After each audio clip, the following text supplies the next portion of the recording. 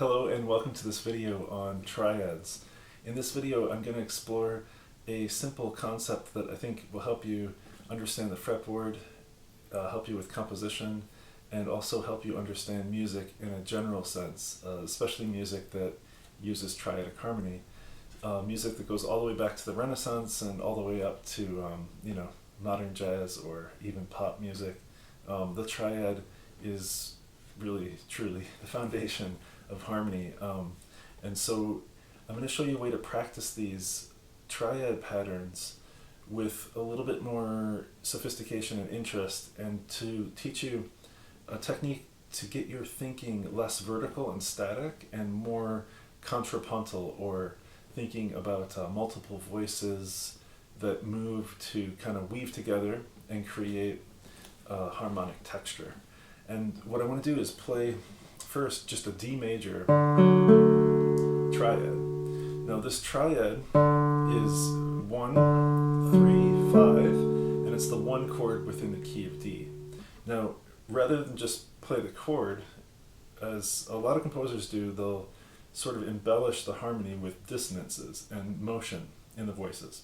And so the technique I'm going to show you today, in short, is just to take each tone of a triad and surround the tone with tones diatonic or from the parent scale, the major scale, in this case D major. And what happens is you get some really interesting harmonic patterns.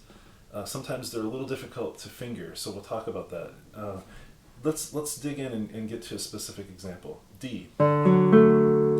Now, if I enclose the root, I'll play the note above and the note above and below. Sorry. So here we go. Above, below. Now these chords have names. In other words, I could come up with a name for this, and I could certainly come up with a name for this. But for right now, we're just thinking about the ear being kind of swimming in a D major ocean, and then there are these other little tensions that pull us away and we come back. And so I'm hearing this chord as almost like a frustrated D major chord. So take a listen.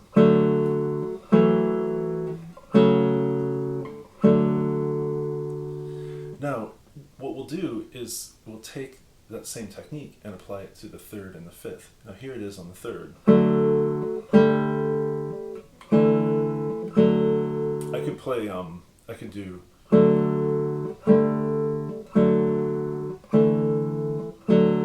so the chord, the note above on the third, the chord D major, and the note up below on the third of the third, from the third.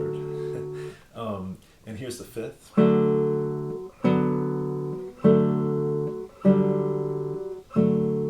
Now you may wonder, okay, I get this, I can find this, but how are you choosing those tones, the note above and the note below?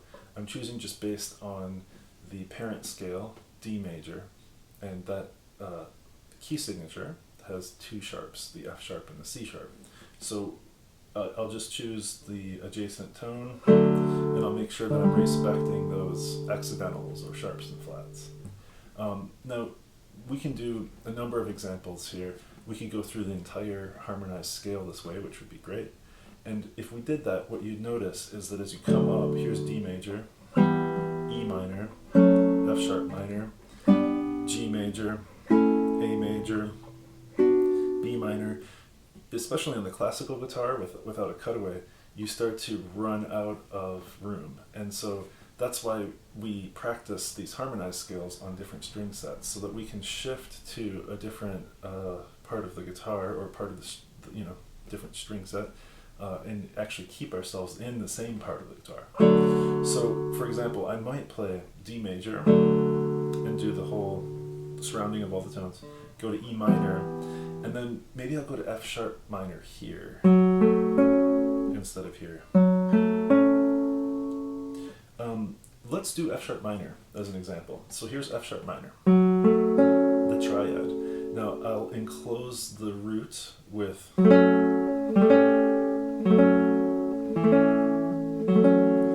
slightly arpeggiating the chord. I'm playing the notes just a little bit separately so you can better hear the harmony.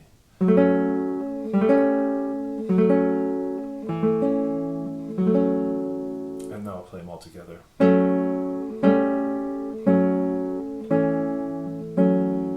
And now the third. Let's close the third.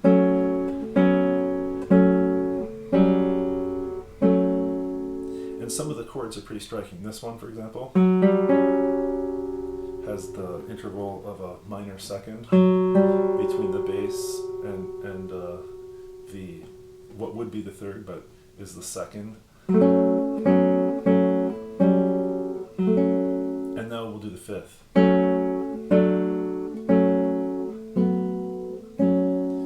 Now, as we progress, we can start to see how these shapes become more and more familiar, and we might begin to label them. I'll give you, on the example of the 4 chord, the subdominant, 1, 2, 3, 4. In this example, this chord we might call a sus2, or a G over A, kind of unusual. G over F sharp. And again, this chord, this is G major, and now I take the root and I play the note below. This really becomes a B minor sound, but because again our ears is kind of hearing these as a G major world here, we're hearing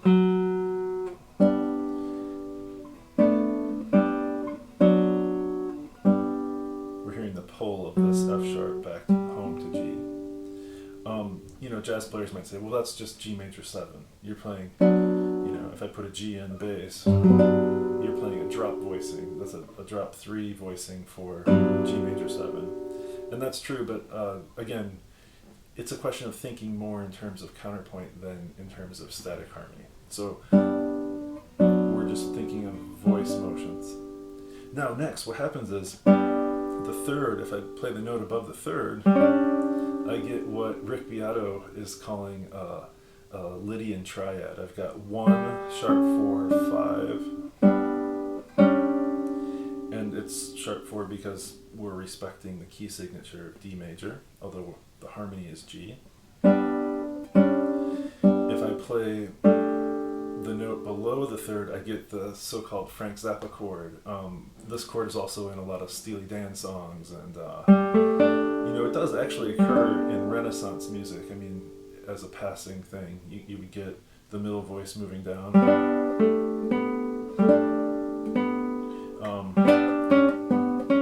Probably won't get that so much. Now the fifth, the note above the fifth, and the note below.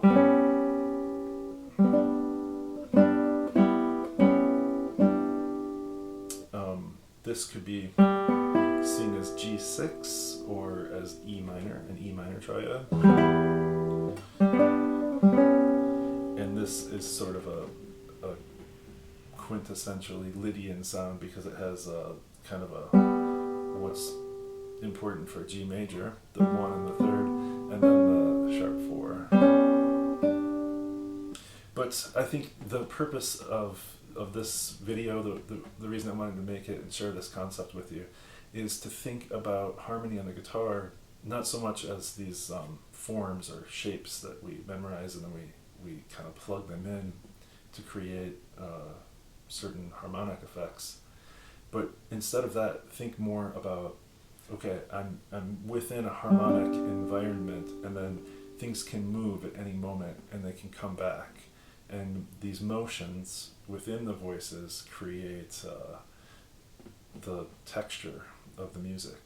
I'll play a little bit for you. What I'm going to do is I'll improvise just a little something, a little 3-voiced kind of thing in D major using what we talked about. And you'll notice that sometimes I might even move 2 voices at once, like moving voices in pairs. And so in that case, as an example, if I were to move both, take G major, and move the upper voices both to their neighboring tones, upper and lower neighbors, I could create a harmonic situation like this.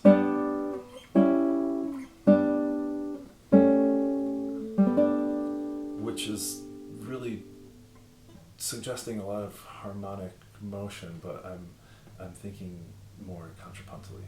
At any rate, okay, I think you get the point. I'm going to play something for you. Let's see how this goes. So here's some stuff in D major using this concept.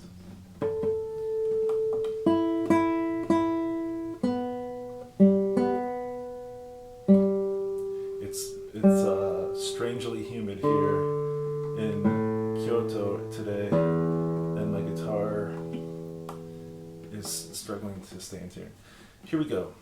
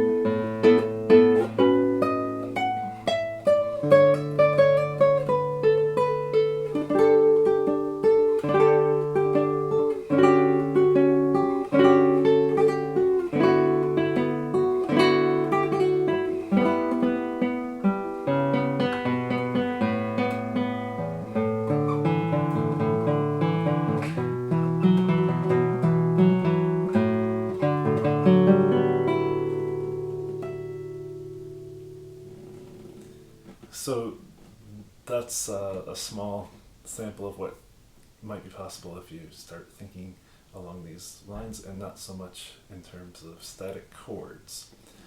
Thanks guys. Again, if you have any questions, if you'd like me to develop any of these concepts, or if you have a specific idea for another video that you'd like to see, I'm happy to respond, and hopefully I'll start to do these a bit more frequently. Okay, thank you.